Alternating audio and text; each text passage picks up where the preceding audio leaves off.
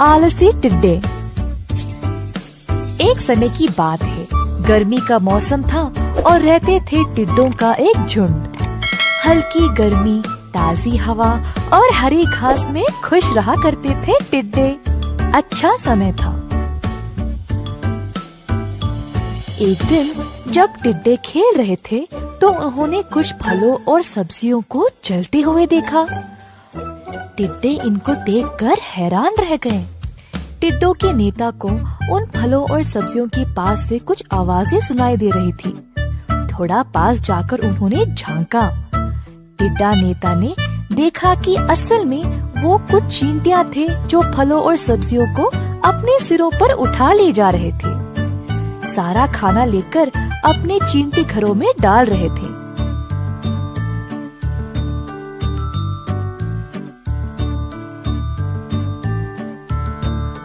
तुम सब ये खाना लेकर अपने बिल में क्यों डाल रहे हो? पूछा टिड्डा नेता ने। सर्दी का मौसम आने वाला है तो उसी की तैयारी कर रहे हैं। जो गर्मी में मिलता है वो सर्दी में कहाँ होता। पत्ते, फले, डालियाँ ये सब नहीं मिलेंगे। बहुत ठंड होगी और बाहर निकलना भी मुश्किल।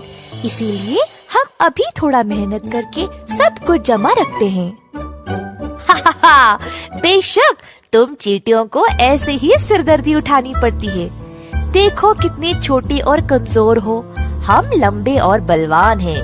हमें किसी चीज की चिंता ही नहीं, बोला टिड्डा नेता गुरूर से। सारे टिड्डे बस चींटियों पर हंसते रहे।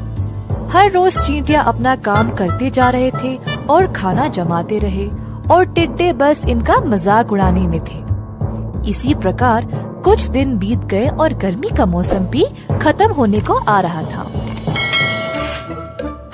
एक दिन कुछ टिड्डे रोज की तरह खाना खाते आराम कर रहे थे। गर्मी के मौसम में केवल खा खा के सब आलसी और मोटे बन गए। आखिरकार ठंड का मौसम आ गया और आलसी मोटे टिड्डों के पास बने रहने के लिए कुछ भी नहीं था। ना पत्ते, ना झाड़ी, ना खाना, ना कोई रहने की जगह। तुरंत सबको याद आया कि चींटियों ने घर बनाए थे और बहुत सारा खाना भी जमा करके रखा था। सारे टिड्डे उस बिल में घुसकर वहीं पे कब्जा करके बस गए। अब सारे चींटियां परेशान हो गए और अलग अलग बिखर गए। चींटियों ने समूह बनाए और ठंड से बचने के लिए अपने दोस्तों के घर चले गए। ठंड का मौसम समाप्त हो गया और फिर से गर्मी शुरू हो गई। चींटियां फिर से खाना जमाने के काम में लग गए। सब चींटियों ने निर्णय लिया कि इस बार वे टिड्डों को उनकी छत और उनके भोजन पर कब्जा करने का मौका नहीं देंगे। टिड्डों को गुमराह करने के लिए उनके पास थी एक योजना। इस योजना के अनुसार कुछ चींटियों की सेना ने एक गुप्त जगह बनाई जहाँ पे वे खाना जमा कर रहे थे और साथ साथ कुछ और चींटियां उनके पुराने जगह में खाना जमा करने का नाटक कर रहे थे, टिड्डों का ध्यान हटाने। टिड्डे आराम से चींटियों को देखकर सोच रहे थे कि अब फिर से सर्दी में वे उनके खाने पर कब्जा कर लेंगे।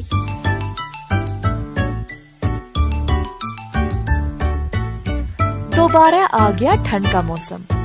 टिड्डे फिर से उस बिल में घुस गए। अंदर जाते ही उन्होंने देखा कि वहाँ कुछ था ही नहीं, बस कुछ पत्ते और कुछ डालियाँ। टिड्डे हो गए परेशान। अब बाहर थी तेज ठंड और वे निकल भी नहीं पाए। ठंड का मौसम अब उनको उसी बिल में बिताना पड़ा। बस उन चंद पत्तों को खाकर जीवित रहना पड़ा। टिड्डों को एहसास हुआ कि उनको उनकी आलस्य की सजा मिल रही थी।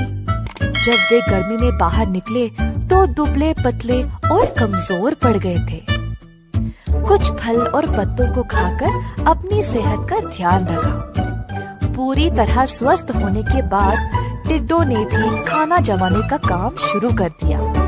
ठंड का मौसम बिताने के लिए सब ने पत्ते झाड़ियों का घर भी बनाया।